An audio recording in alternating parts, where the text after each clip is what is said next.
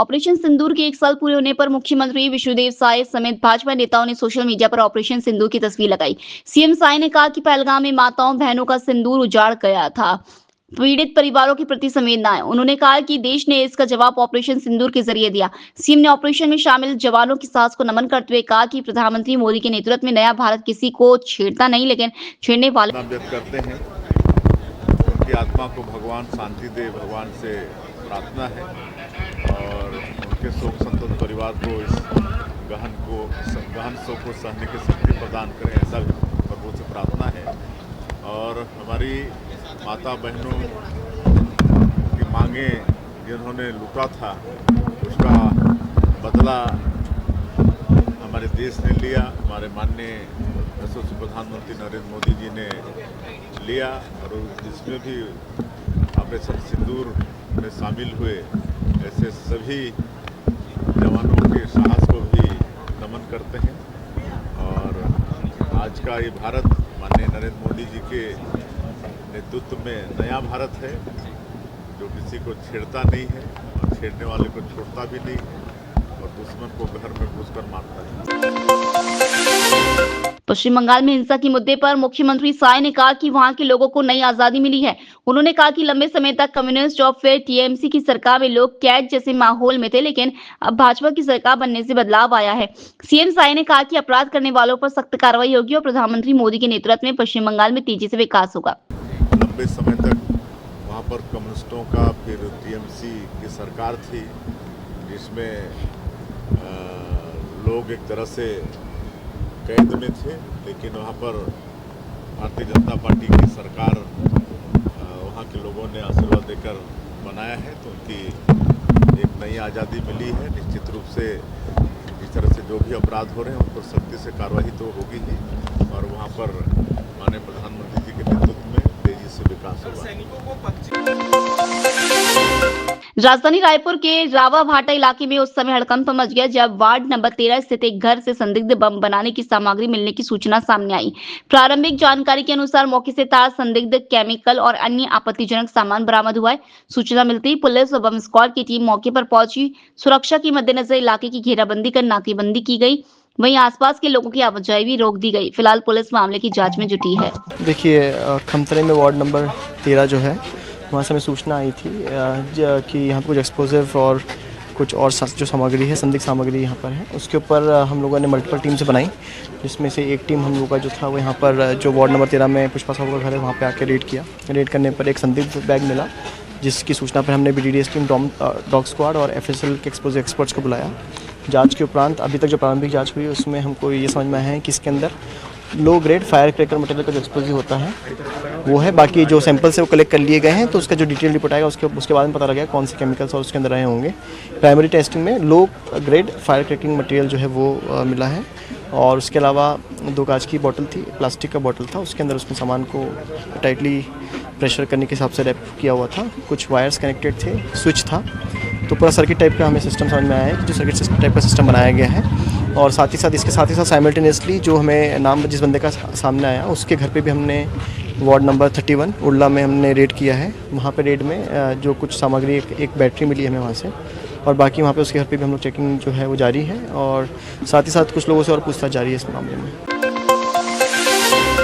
पूर्व मुख्यमंत्री भूपेश बघेल के बयान पर उप मुख्यमंत्री अरुण साव ने तीखी प्रतिक्रिया दी। अरुण साव ने कहा कि अगर भूपेश बघेल कांग्रेस की हार से प्रसन्न है तो ये उनकी पार्टी का आंतरिक मामला है। उन्होंने तंज कसते हुए कहा कि 99 चुनाव हारने के बाद भी कांग्रेस लगातार उत्साह में रहती है।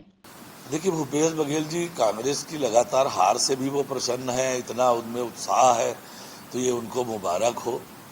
छत्तीसगढ़ में भी विधानसभा चुनाव हारे, लोकसभा चुनाव हारे, रायपुर दक्षिण का चुनाव हारे, नगरीय निकाय पंचायत चुनाव हारे, फिर भी उत्साहित हैं। जहां के प्रभारी बनते हैं वहां चुनाव हारते हैं, तब भी उत्साहित हैं। इनके नेता तो 99 चुनाव हारने का रिकॉर्ड बना लिए हैं, फिर भी उत्साहित रहते हैं। पता नहीं इनको क्या मिलता है, कहाँ से एनर्जी मिलती है। चुनाव हारने के बावजूद इस तरह से उत्साह में दिखते हैं, ये तो समझ से परे है। समझने की आवश्यकता है और कांग्रेस के नेताओं को बताना चाहिए कि हार के बावजूद इतना उत्साह में कैसे रहते हैं।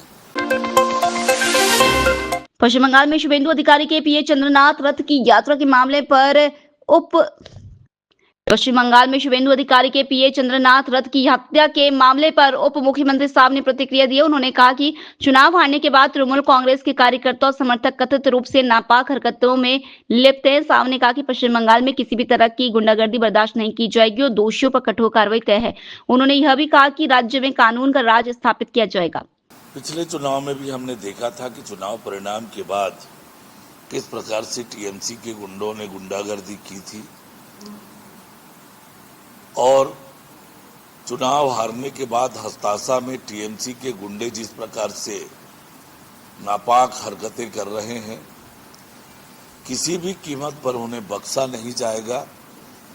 पश्चिम बंगाल में कानून का राज होगा, गुंडागर्दी किसी भी कीमत पर बर्दाश्त नहीं होगी और कठोर कार्यवाही ऐसे अपराधी तत्वों पर होगी।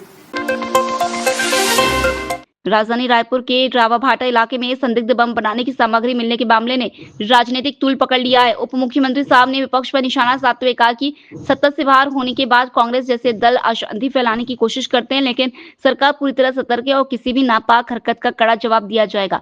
वहीं कांग्रेस संचार प्रमुख सुशील आनंद शुक्ला ने दावा किया कि इस मामले में संदिग्ध युवक विनय देवांगन के भाजपा नेताओं से संबंध बताए जा रहे हैं। उन्होंने कहा कि भाजपा नेता ओम प्रकाश देवांगन और पार्षद एवज देवांगन से रिश्तेदारी को लेकर चर्चा हो रही है, जबकि केवल कांग्रेस से जुड़े नामों को उजागर किया जा रहा है। कांग्रेस ने आरोप लगाया कि अपराधी अपराधी होता है और सरकार इस मामले में अपनी नाकामी छुपाने की कोशिश कर रही है। राज्य में जब से भारतीय जनता पार्टी की सरकार बनी है, कानून व्यवस्था बद से बदतर होती जा रही है। राजधानी रायपुर तो अपराध का गढ़ बन गई है। बेहद दुर्भाग्यजनक है कि अब राजधानी में बम बनाने की सामग्री मिल रही है। अपराधी इतने दुस्साहसी हो गए हैं। नोटों का जखीरा कल पकड़ाया। कल ही एक व्यक्ति ने सरेआम गोली मार के 5 राउंड गोली चलाया। उसने अपने 2 सालियों की हत्या कर दिया। मेडिकल स्टोर में जाकर उसने गोली चलाया। कल ही राजधानी रायपुर में चाकू मार के हत्या कर दी गई। राजधानी रायपुर के हृदय स्थल मेकाहारा के पास में सरेआम 1.5 घंटे तक गैंगवार चला। क्या इसीलिए आपने कमिश्नरेट बनाया था रायपुर में? जब से कमिश्नरी बनी है तब से स्थितियां और ज़्यादा बदतर होते जा रही है। गृह मंत्री हैं, उनको बंगाल चुनाव से फुर्सत नहीं है, राष्ट्रीय राजनीति करने का शौक लगा हुआ है। मुख्यमंत्री हैं, वो मौनी बाबा बने हुए हैं, सुशासन त्यौहार मना रहे हैं। स्थिति यह है कि आम आदमी असुरक्षित हो चुका है।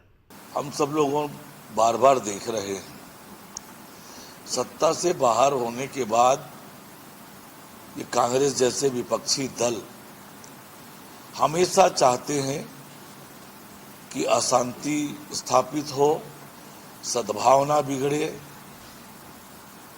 ये लगातार ये कोशिश करते हैं और ये कोशिश का ही नतीजा रहता है कि बार बार घटनाएं आती है।